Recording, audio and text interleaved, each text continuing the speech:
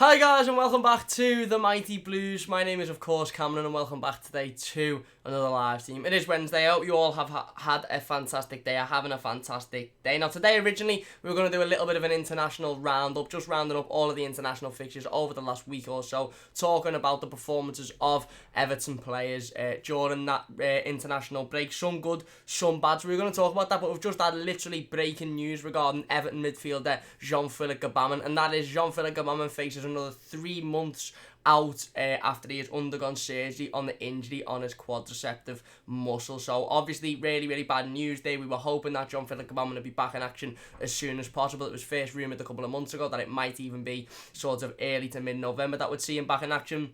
We know he's been doing individual training at Finch Farm, but we know for definite today, as it's come out from the club, that he's had surgery today and he faces at least another 3 months on the sideline. So obviously, we won't see him possibly till the middle towards the end of January. Again, be like a new signing in January, I suppose. But obviously, really bad news. A player that we were all desperate to see come back. A player that I think we desperately need to come back, to be honest with you. Somebody that was very clearly in Marco Silva's plans in terms of going forward and in Marco Silva's plans in terms of changing the formation round as well. So obviously, really bad news that he's out for another 3 months. It makes you wonder as to why that he's only just now had surgery, 2 or 3 months after the injuries occurred, and why he didn't have it sort of pretty much instantly, because now he faces a long recovery period out now. So we won't see Philippe Gbamin until around January time, which again is massively disappointing.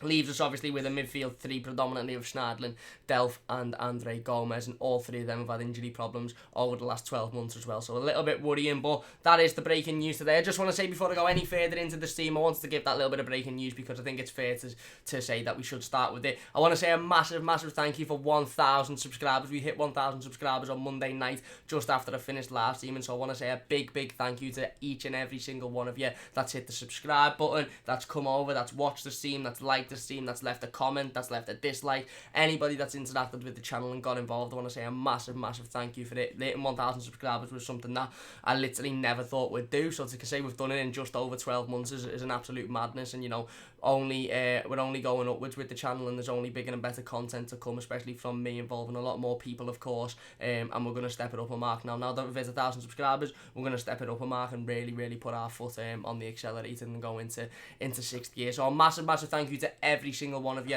that hit that subscribe button on Monday night, and a massive thank you to everybody that's followed from the start, or only recently subscribed and is enjoying the content. It really does mean a massive amount to me. Wayne says, safe cam boom, 1k followers, congrats, thank you very much.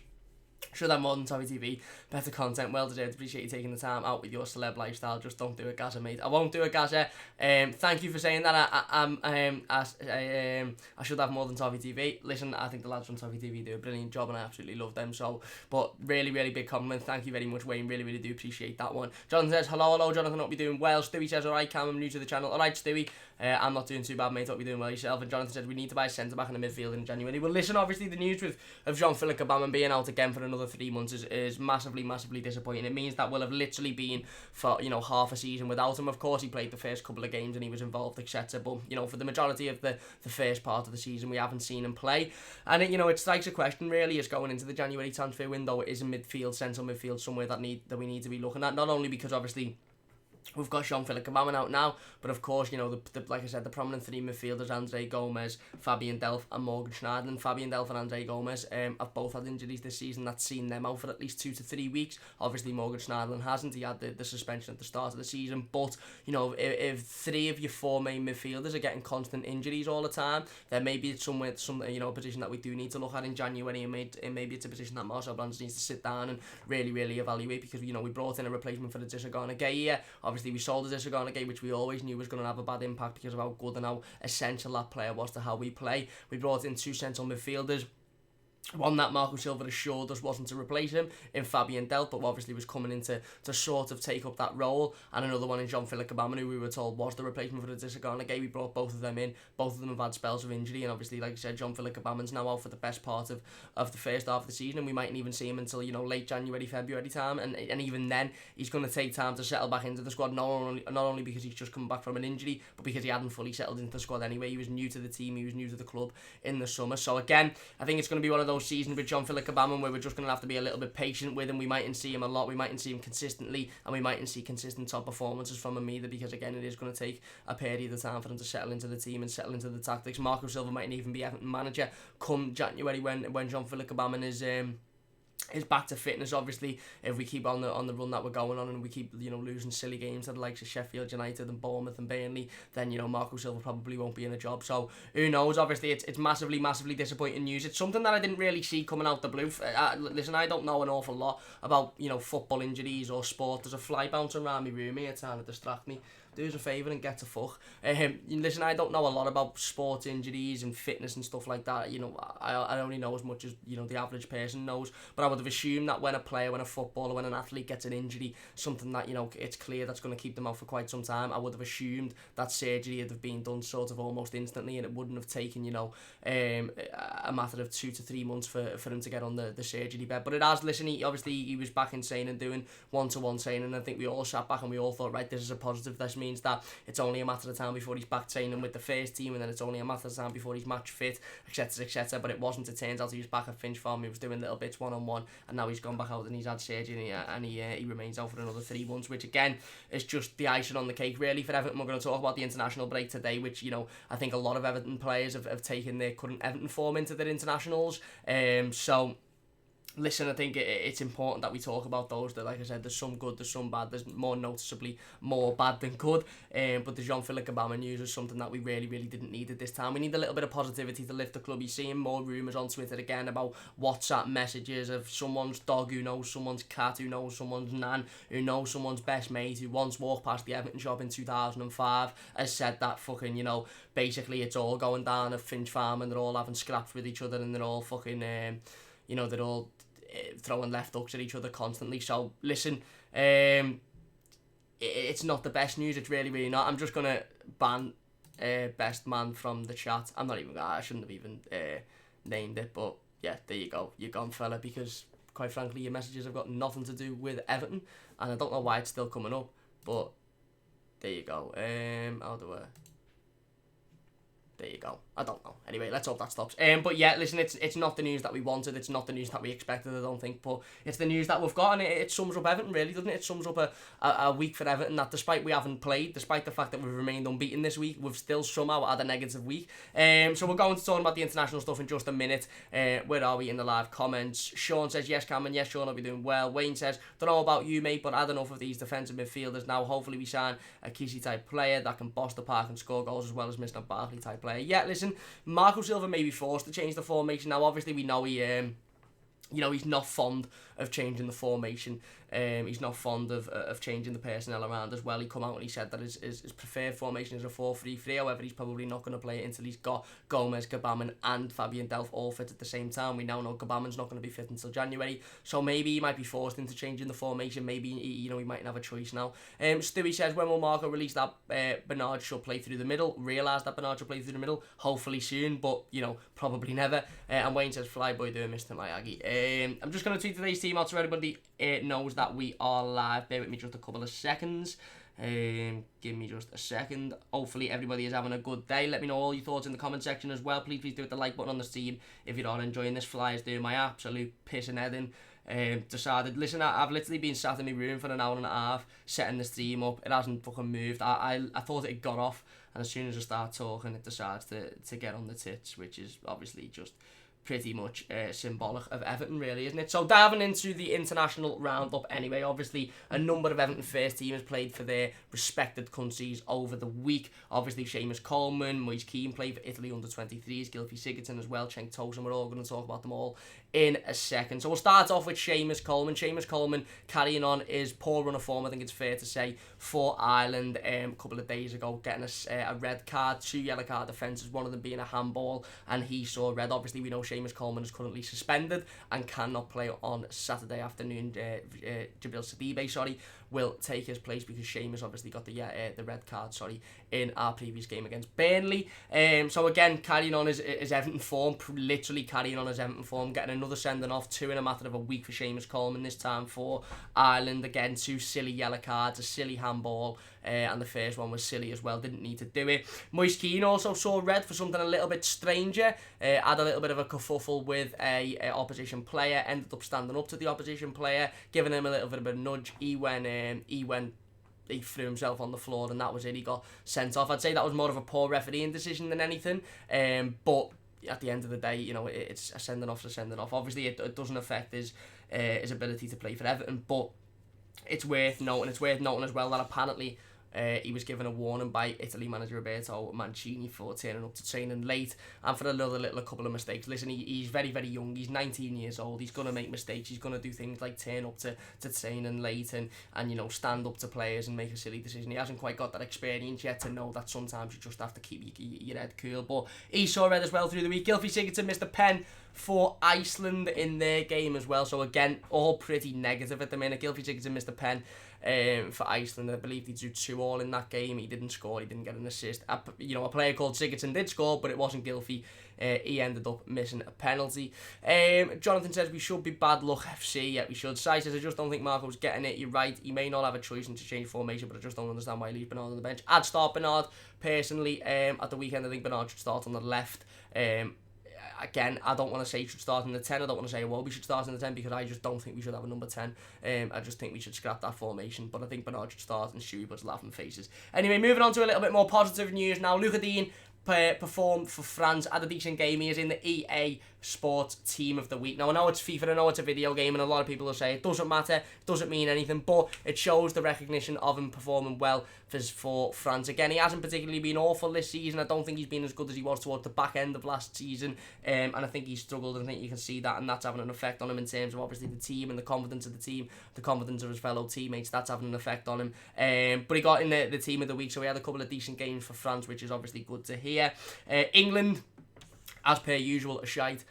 Michael Keane didn't make a fantastic of account of himself the other day when they were beaten by Czech Republic, I believe it was. I didn't watch it, but then again, neither did Harry Maguire, neither did Declan Rice, neither did the majority of the England squad. And then obviously England went on to beat Bulgaria by 6-0 a couple of days ago in a game that was largely centred around absolutely disgusting behaviour by the Bulgarian fans, which again, I don't want to make it political, I don't really want to go into it. Obviously, kudos to all of the England squad for carrying on and playing through that, but it's absolutely disgusting, and to be honest with you, I think there's too much politics in football, and I don't see how behaviour like that cannot just be sorted out by just absolutely banning them from the competition and absolutely just saying, right, you've got a ban for 10 years and you're not being involved in anything. But there you go, I'm not going to get political into that. The final bit of international roundup is one that I want to talk about, and I think it'll take us, a fair while to talk about, and that is Cenk Tosun. Now, obviously, Cenk Tosun, listen, first and foremost for me as an Evertonian, watching him as an Everton fan, seeing how he's doing for his country, Cenk Tosun scored for Turkey. He scored the winning, in fact, in midweek in the international game. Decent finish, 90th minute, breaks through him, and he puts it away. Obviously, this was off the back of Cenk Tosun scoring 2 in a previous international break for Turkey. Come on and scored 2, quite decent goals, to be fair, and then again, wasn't really seeing much. I think he had about a 10-15 minute spell for us after that, after the international break, but then again, wasn't really given the opportunity by Marco Silva. And I've said this multiple times from Seam, I personally don't think that Marco Silva favours Cenk Tosun. I think that Cenk Tosun's a player that Marco Silva's going to look at to try and move on in January, try and sell in January, and try and get some profit back from. Obviously, like I said, performed last time out in the international duty for Turkey, scored a couple of goals, which were, decent goals, and then again, this time round, ended up netting the winner in the international game. Now, we made the news for something a little bit different, and something that I'm literally only going to touch upon, because I want to make this absolutely clear. I do not understand the situation, and I do not understand the discussions around the situation. I'm not political in any way. I hate politics. I hate the politicians in this country. I think they're all dickheads. I'm not interested in the politicians in this country, and I'm definitely not interested in the politicians in another country. This flight is pissing me off. So I'm only literally going to touch on this subject because I think it's important that people like myself and anybody else that doesn't really understand the situation can't really have an opinion on it, and that is Cenk Tosun obviously done a celebration, he saluted, and there's a couple of people on Twitter saying that this is, it was inciting various different things, various different political issues, various different ethnical issues, sorry. Listen, like I said, I don't understand it, I don't understand what he was citing, I don't understand what people believe he was citing, I don't get it, so I'm literally only going to touch on it, and my opinion on it is, it's being investigated. Alan Myers, who obviously is a very, very close representative of the club, has come out and said that this is being, investigated. It's being investigated by multiple people, and I dare say Everton Football Club are one of those parties that will be investigating it. I think as Evertonians, we should leave it at that. I've seen a lot of people on Twitter who've got an opinion on it, a lot of people that seem to be a little bit clued up on it, which is fair enough, have an opinion, but I'm seeing a lot of people as well that, are just throwing an opinion out there when they don't quite understand the situation, and that's something that I want to stay away from. I don't want to throw